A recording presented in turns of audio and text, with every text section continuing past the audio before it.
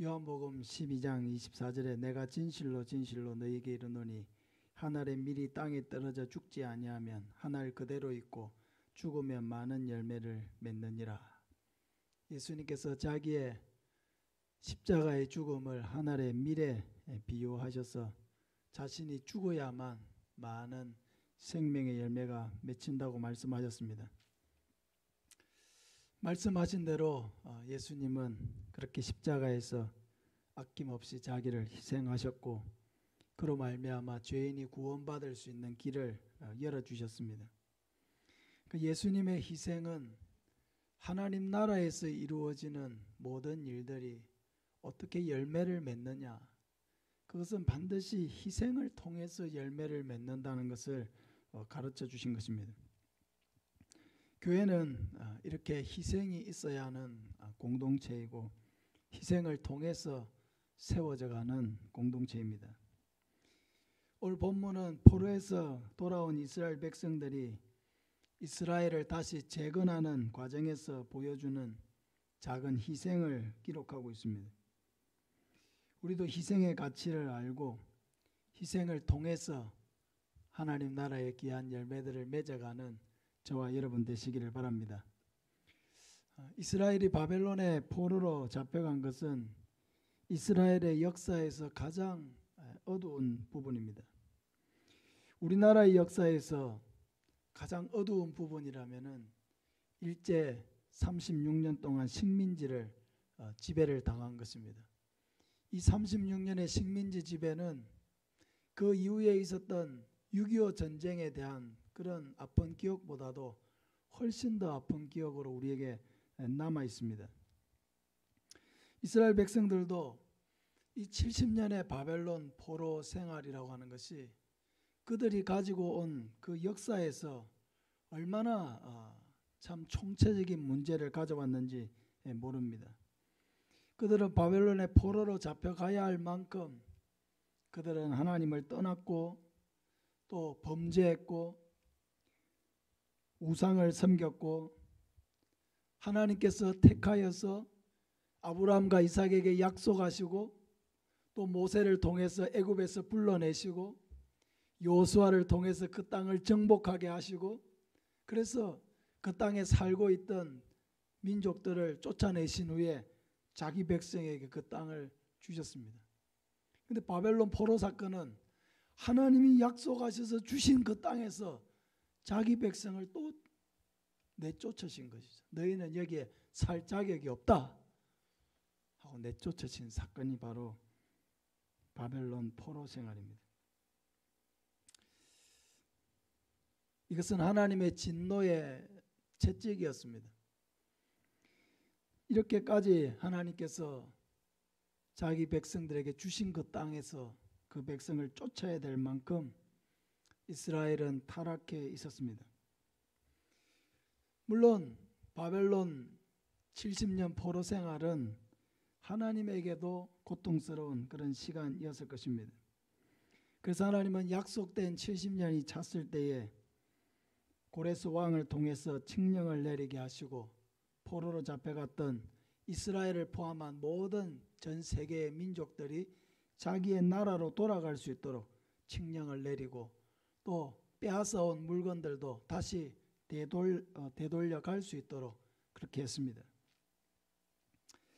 근데 이렇게 외교적으로 법적으로 다시 이스라엘이 자기의 본국으로 돌아올 수 있는 길이 열리게 된 것입니다. 근데 여러분 70년이라고 하는 세월, 저도 아직 70년까지는 살지 못했지만 이렇게 70년 이상을 살아오신 분들 있잖아요. 70년이 여러분 적은 세월입니까? 70년이면은 결혼을 하고 자녀를 놓고 그 자녀가 또 결혼을 해서 손자, 더 빠른 사람은 정손자까지 3대 4대를 이룰 수 있는 기간이 70년입니다.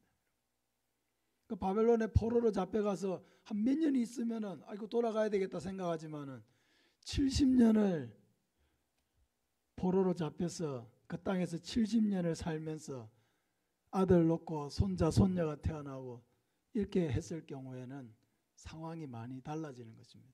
꼭 돌아가야 되나? 그런 생각이 들 수도 있는 것이죠. 참 이스라엘 나라를 다시 그 본토에서 이렇게 세우기 위해서는 누군가의 희생이 있어야 했습니다. 먼저 느헤미야의 희생이 있었습니다.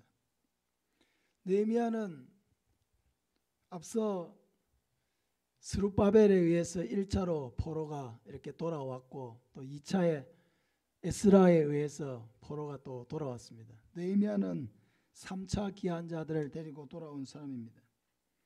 느헤미야는 알다시피 페르시아의 페르시아는 당시 세계 패권 국가입니다. 최강대국이죠. 그 강대국의 수상궁에서 왕을 모시는 그런 고위급 인사였습니다. 그런데 이 사람이 자기의 높은 관직과 또 안정된 모든 생활을 내려놓고 이스라엘의 무너진 성벽을 재건해야 되겠다 하는 그런 사명을 가지고 돌아왔습니다. 한마디로 이야기하면은 지도자의 희생이 있었다는 것입니다. 이 느헤미야 한 사람의 희생이 얼마나 귀합니까? 근데 돌아왔을 때 모든 게 다 준비되어 있는 것이 아니었습니다. 그는 예루살렘에 돌아왔지만은 성벽을 이렇게 세우기 위해서 자기 백성들에게 동기를 부여해야 했습니다. 또 일을 해보려고 하니까 도비야, 산발랏, 게셈 이런 그 당시에 그 지역을 다스리고 있던 권력자들이 이모로 저모로 방해하기 시작했습니다. 이스라엘 백성들은 또 그런 사건들에 휘말려서 그들의 마음속에도 의기소침해지고 두려운 마음들도 생겼습니다. 안팎으로 많은 장애물들이 있었지만은 하나님께서 느헤미야에게 힘을 주시고 그 모든 것을 믿음으로 극복해 나가게 하셨습니다. 결국 52일 만에 예루살렘 성벽 재건이 완성되었습니다. 어떻게 보면 너무 짧은 시간이죠. 이 짧은 시간에 한 달 반 남짓한 이 시간에 그 무너진 예루살렘 성벽을 재건했습니다. 느헤미야는 공사 중에 많은 어려움들을 겪으면서 하나님 앞에 이런 기도를 했습니다. 느헤미야 5장 19절에 보면 내 하나님이여 내가 이 백성을 위하여 행한 모든 일을 기억하사 내게 은혜를 베푸시옵소서. 이때 느헤미야의 마음을 아는 사람은 단 한 명도 없습니다. 하나님만이 느헤미야가 마음속으로 겪는 고통을 아실까? 아무도 느헤미야가 어떤 어려움 속에서 이 모든 일들을 해 나가는지 몰랐습니다. 그러나 하나님께서 그 모든 것을 아시고 그 모든 것을 아시는 하나님이 내게 은혜를 베풀어 달라고 기도하면서 느헤미야는 그 모든 일들을 감당했습니다. 우리가 교회에서 직분자로 섬기다 보면 참 말 못할 사정도 많습니다.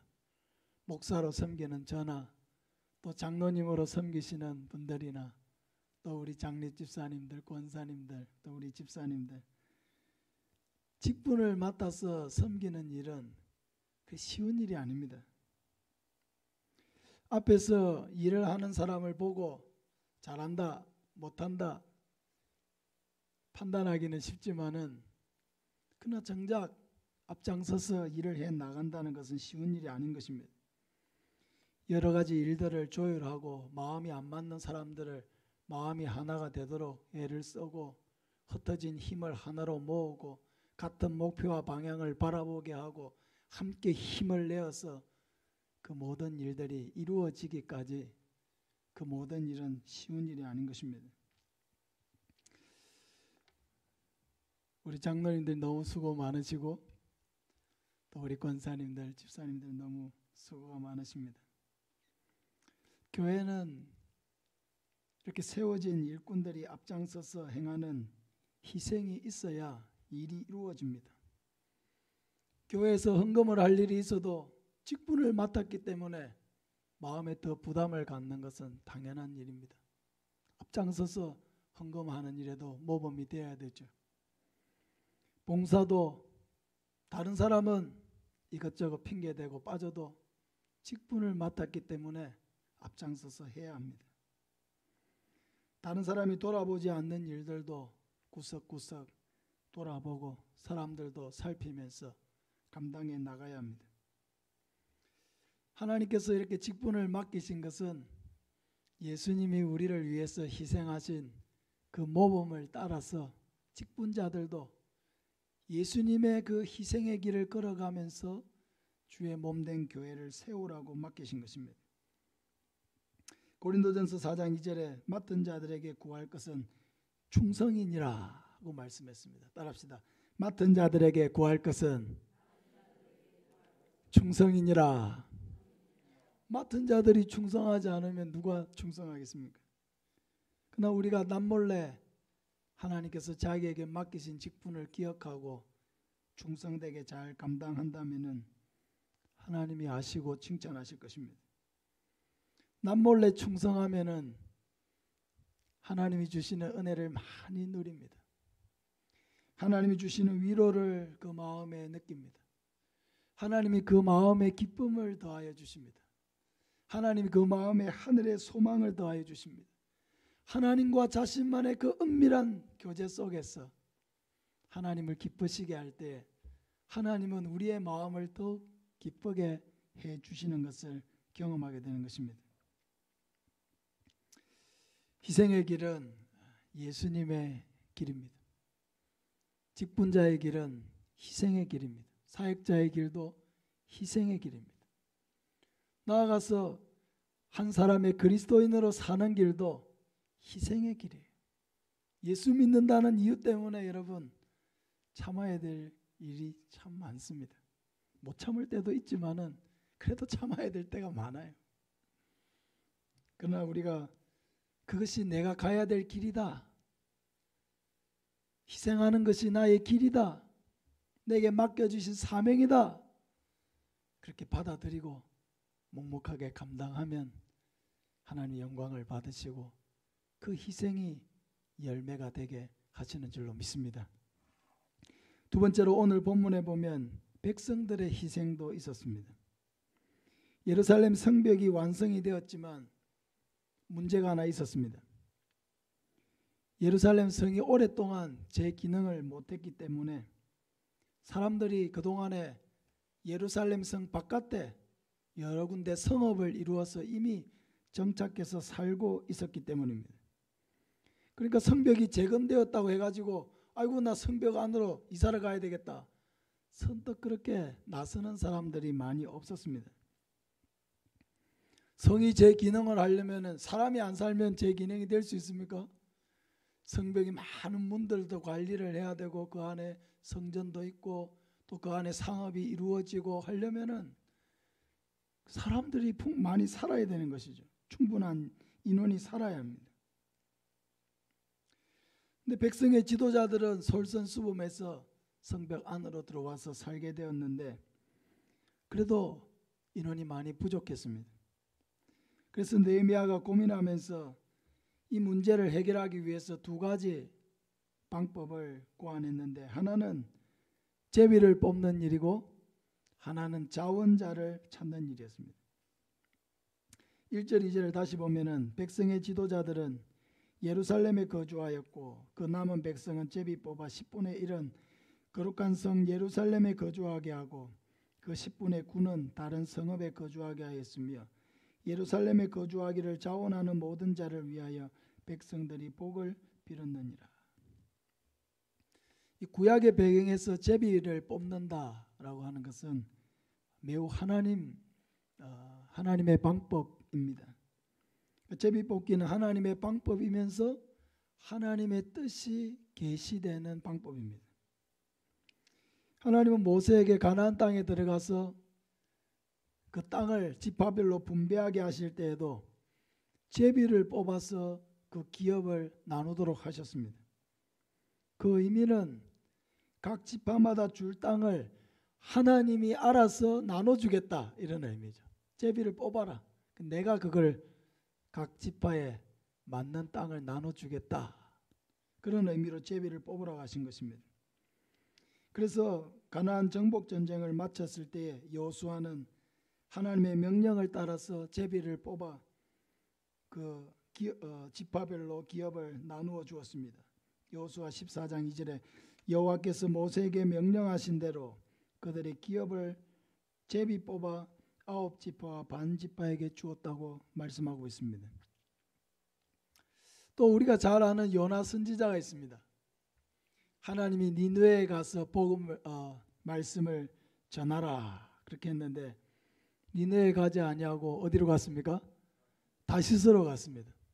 그 다시스로 가는데 잘 갔으면 좋겠는데 가다가 거대한 풍랑을 만나게 되었습니다. 아무리 짐을 다 버리고 배를 가볍게 해서 하여튼 최대한 풍랑에 배가 빠지지 않도록 가볍게 했지만은 풍랑을 잠재울 방법이 없었습니다. 그래서 그 사공들이 다 모여서 도대체 이 일이 누구로 말미암았느냐 알아보자. 그렇게 해가지고 한 방법이 무엇입니까? 제비를 뽑은 것이죠. 그러니까 이 배에 탄 사람들 다 모이십시오. 우리 중에 누가 지금 뭔가 지금 신을 노엽게 했다. 하나님을 노엽게 했으니 누가 원인을 제공했는지 제비를 뽑읍시다. 누가 뽑혔습니까? 당연히 요나가 뽑혔습니다. 요나가 제비가 딱 뽑혔을 때 우연히 그렇게 되었다고 요나는 결코 생각하지 않았습니다. 하나님이 정확히 자신을 찾아낸 것으로 요나는 받아들였습니다. 그래서 그 많은 사람들에게서 이 모든 풍랑이 바로 자기 때문이라는 것을 알렸습니다. 하나님이 자기에게 니느웨로 가라고 했는데 지금 다시스로 가서 이런 일들이 생겼다고 말했습니다. 그리고 자기를 들어가지고 바다에다가 던지면은 이 모든 풍랑이 이제 사그라들 것입니다. 그 정말로 요나를 이렇게 들어가지고 바다에 던지니까 풍랑이 잠잠해졌습니다. 요나는 제비를 뽑고 자기가 뽑혔을 때에 그 모든 것이 정확히 하나님의 뜻이라는 것을 알았고 그 결과를 받아들이고 자신의 잘못에 대해서 책임을 지고자 했습니다. 신약 성경에도 제비 뽑기에 대한 의미 있는 기록이 있습니다. 초대교회 사도들이 가룟 유다가 예수님을 배반하고 죽었을 때에 가룟 유다의 빈자리를 대신할 사도를 세우기를 원했습니다. 그때 사도들은 바사바라고 하는 요셉과 마띠아 두 사람을 택하여서 이 두 사람 중에 누가 하나님께서 원하시는 사도로 세우기에 합당한 자인지 제비를 뽑아서 선택했습니다. 사도행전 1장 23절 이하에 보면 그들이 두 사람을 내세우니 하나는 바사바라고도 하고 별명은 유소도라고도 하는 요셉이요 하나는 마띠아라. 그들이 기도하여 이르되 무사람의 마음을 아시는 주야 이 두 사람 중에 누가 주님께 택하신 바 되어 봉사와 미 사도의 직분을 대신할 자인지를 보이시옵소서. 유다는 이 직무를 버리고 제 곳으로 갔나이다 하고 제비뽀와 마띠아를 얻으니 그가 11사도의 수에 들어가니라. 이 바사바라고 하는 요셉 그리고 마띠아 두 사람 다 사도가 될 수 있는 될 만한 그런 자질을 갖춘 사람들이었습니다. 그러나 두 사람 중에 하나님이 가룟 유다를 대신할 사도를 선택할 때에 사도들은 서슴없이 제비 뽑기로 하나님의 뜻을 묻기로 했습니다. 그리고 두 사람 가운데 마띠아가 뽑혔을 때에 그곳에 있던 어느 누구도 그 결과에 대해서 이의를 제기하지 않았습니다. 탈락이 된 바사바라고 하는 요셉 마찬가지고 그곳에 있었던 사람들 그 어느 누구도 결과에 대해서 반론을 제시하거나 불만을 토로하지 않았습니다. 다른 말로 하면은 그 모든 방법과 결과에 있어서 하나님의 뜻으로 받아들였다는 사실입니다. 그러므로 이스라엘 백성들이 지금 예루살렘 성벽 주변에 성읍을 이루고 이렇게 살고 있는데 서로 눈치 보면서 자원자는 적은 거예요. 예루살렘 성 안에 들어와서 지금 살 사람을 찾고 있는데 자기가 이미 정착해서 살고 있는 사람들이니까 눈치 보면서 선뜻 자원을 잘 안 한 거예요. 자원자도 있었겠지만은 적었던 거예요. 그러니까 느헤미야가 그러면 제비를 뽑자. 제비를 뽑아서 성 안에 들어와서 살아야 될 사람을 제비를 뽑자 해서 10명 중에 한 명이죠. 그러니까 10분의 1꼴로 제비를 뽑았습니다. 그러니까 어떤 사람은 이제 뽑혔겠죠. 제비가. 아마 대부분의 사람들은 인간적으로 생각해서는 뽑히기를 그렇게 원하지는 않았던 것 같습니다. 왜냐하면 원했으면 자원을 했을 텐데 대부분은 그렇지 않았기 때문에. 근데 자기가 제비에 뽑혔을 때는 그 많은 희생이 뒤따라야 했겠죠. 그럼에도 불구하고 그것에 대해서 반론을 제기하거나 이의를 제기하거나 나는 뽑기는 했지만 나는 절대 이사갈 수 없다 하고 말하는 사람은 한 사람도 없었습니다. 제비 뽑기라고 하는 이 방법이나 그 결과에 있어서 그들은 무엇으로 받아들였다고요? 하나님의 뜻으로 받아들였다는 것입니다. 전원이 다 순종한 것입니다. 잠언 16장 33절에 제비는 사람이 뽑으나 모든 일을 작정하기는 여호와께 있느니라. 저도 어느 교단인지는 잘 모르지만 어느 교단에 총회장을 뽑는 투표를 할 때 제비 뽑기를 한다고 하더라고요. 좋은 방법인 것 같습니다. 느헤미야는 이렇게 제비 뽑기를 통해서 성 밖에 살고 있었던 사람 중에 10분의 1을 뽑아서 성 안으로 이주를 시켰습니다. 공동체의 이러한 순종과 모든 일의 평안한 진행은 그들의 마음에 하나님이 하신 일에 대한 분명한 인식과 믿음이 있었기 때문입니다. 이건 하나님이 하신 일이야. 내 마음적으로는 원하지 않았지만은 내가 제비에 뽑힌 것은 하나님이 나로 하여금 저 안에 들어가서 살기를 원하시는구나 하고 하나님의 뜻으로 그대로 받았다는 것입니다. 아울러 그러한 하나님의 뜻을 넉넉히 받아들일 수 있는 은혜가 그들의 마음속에 있었습니다. 어디서부터 이런 은혜가 그들의 마음속에 축적이 되었을까요? 그것은 그 앞서 있었던 8장에 있었던 성벽 재건 후에 수문학 광장에 모여서 부흥상행회를 열었지 않습니까? 느헤미야 9장에서 그들은 함께 모여서 하나님 앞에 지난 모든 이스라엘의 역사, 바벨론의 포로로 잡혀갈 수밖에 없었던 그 역사를 돌아보면서 하나님 앞에 회개했습니다. 그리고 그들은 하나님 앞에 결단했습니다. 우리의 잘못에 대해서 돌아보고 여러 가지 일들을 하나님 앞에 결단하면서 새로운 변화가 시작되기를 원했습니다. 하나님의 말씀이 임했고 그들의 마음에 회개가 일어났고 새로운 삶에 대한 결단이 일어났습니다. 이 모든 일들은 다 하나님의 은혜 속에서 이루어지는 것이죠. 하나님의 은혜가 그들의 마음속에 임하니까 이런 영적인 놀라운 일들이 일어나게 된 것입니다. 여러분, 우리가 직분을 감당하고 신앙생활을 해나가고 교회가 무슨 일들을 해나갈 때에 하나님의 은혜가 얼마나 중요합니까? 은혜가 없이 되는 일은 하나도 없는 것입니다. 하나님의 은혜가 있어야 하나님이 행하시는 일들 앞에 순종할 수가 있습니다. 하나님의 은혜가 있어야 자기의 뜻과는 맞지 않아도 희생할 수 있는 마음이 생기는 것입니다. 하나님의 은혜가 있어야 공동체를 위해서 자기의 것을, 개인의 것을 희생할 수 있는 마음이 생기게 되는 것입니다. 은혜가 있어야 이루어지는 것이죠.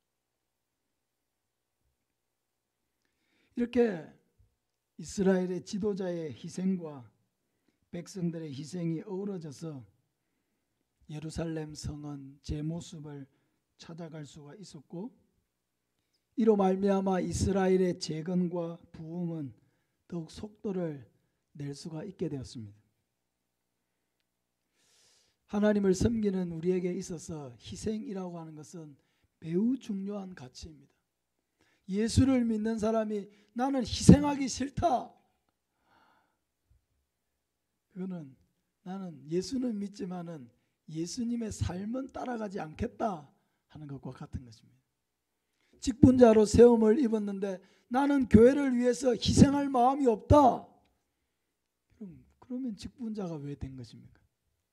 왜 직분자가 되기를 바란 것입니까?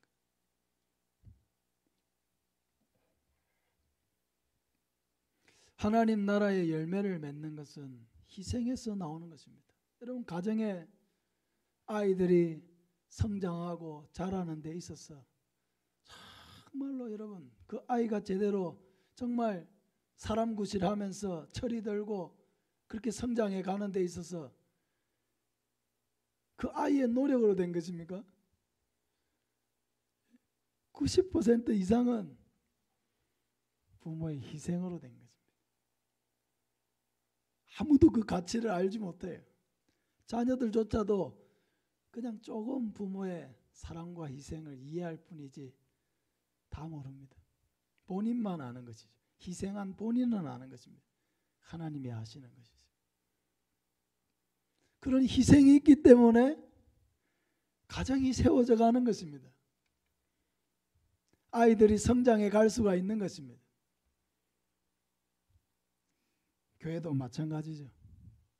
희생이 있어야 합니다. 목사의 희생이 있어야 되고요.